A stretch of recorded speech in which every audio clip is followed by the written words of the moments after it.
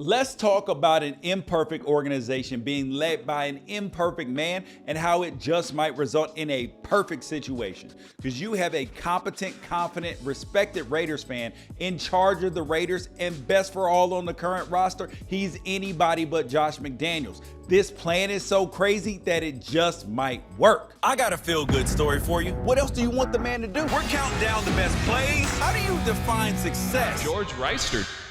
Last week, Las Vegas Raiders owner Mark Davis made the decision to fire head coach Josh McDaniels and general manager Dave Ziegler. And reports from Adam Schefter and others have this decision costing Mark Davis somewhere in the neighborhood of $85 million. I thought y'all told me this dude was broke. Anyways, to replace McDaniels, Mark Davis elevated linebackers coach Antonio Pierce, the former NFL linebacker turned high school and college football coach. I was shocked, but I wasn't surprised because it was AP. To some, an organization that is always embroiled in controversy, deciding to elevate a coach that has been no stranger to controversy himself is a recipe for disaster. And I'm here to tell you that this could be a match made in silver and black heaven. But before I get into why hiring Antonio Pierce might be the perfect long-term solution for an organization that has fired 10 coaches in the last 20 years and let 2 interim coaches in Tony Sparano and Rich Bisaccia walk away, let's talk about how we got here.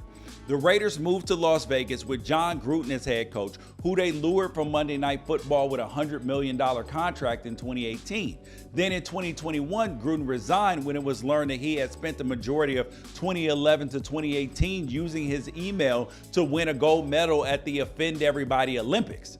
Rich Bisaccia then took over the head coaching duties, went 7-5, took the team to the playoffs, and was the first coach to do so in the last 9 years with the interim tag. But even after all that winning, Bisaccia wasn't a splashy enough name for Mark Davis, and the Raiders would go on to hire Josh McDaniels away from the New England Patriots, where he was the OC. Now, that hire raised eyebrows from everybody at the time. It is not because Josh McDaniels wasn't qualified, multiple-time Super Bowl winner, OC with Tom Brady, all sorts of things. It's that he had earned the reputation, whether it was at his short stint as the head coach of the Denver Broncos or in his dealings with the Indianapolis Colts, in which he pulled out of the job after it was announced that he had been hired, of being an all-time asshole. And I'm not saying he is one. I don't know the man. I'm just saying that people who do know the man haven't hesitated to publicly use that word. Look, you can be an a-hole if you're winning, but when you're 9-16 and 11 of those losses are by one score, and you get blown out by an undrafted rookie that was playing Division II football just a few months ago, and you gave Jeff Saturday his first win in his first game as the interim coach for the Colts, you better be a nice man at that point in time. But McDaniels wasn't, and all that came to a head last week after the loss to the Detroit Lions, with Jay Glazer reporting that, quote, Josh McDaniels, the Raiders team, had a meeting where they directed their frustrations at McDaniels and unloaded on him.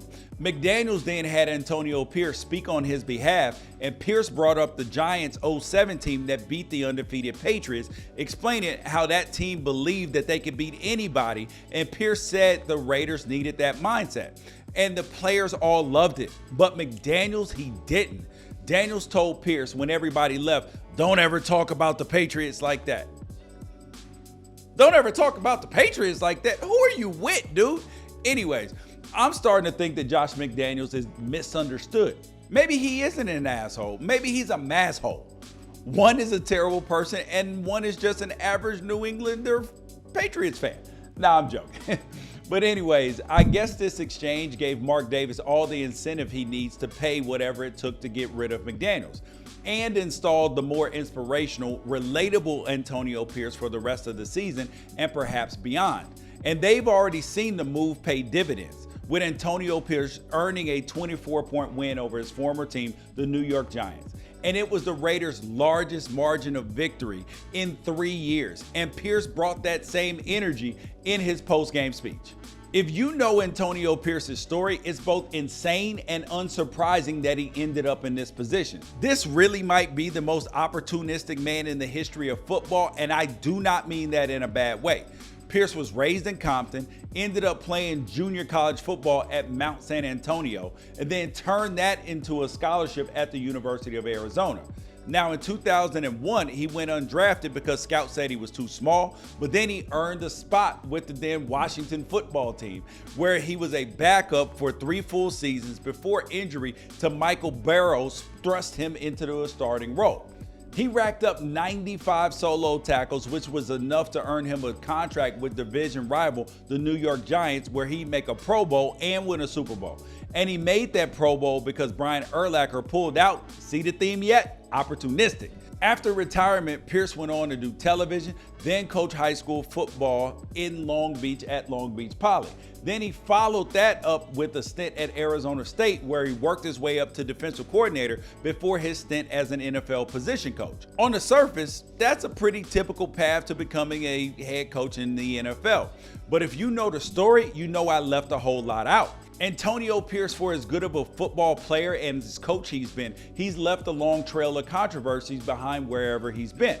From legal issues with Plaxico Burress and leaving his dogs unsupervised during his time with the New York Giants, to having to forfeit games for eligibility issues at Long Beach Poly.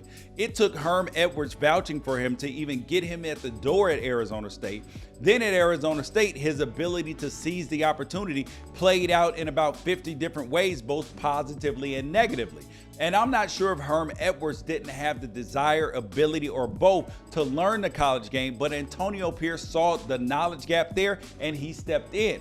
He took control of staffing, recruiting, and eventually the defensive play calling duties. Then when there was a head coaching opening at his alma mater, Arizona, he used it to get a raise out of Arizona State, a raise he deserved because he was basically performing the duties of the head coach.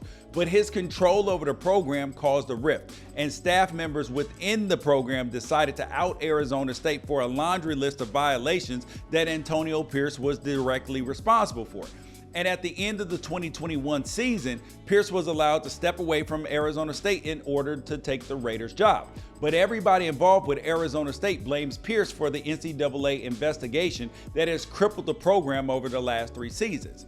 And that's why, if you've watched Antonio Pierce swing from opportunity vine to opportunity vine like he's George of the Jungle, you were not surprised to see him waiting in the wings, positioning himself as the player-friendly alternative to the gruff Josh McDaniels.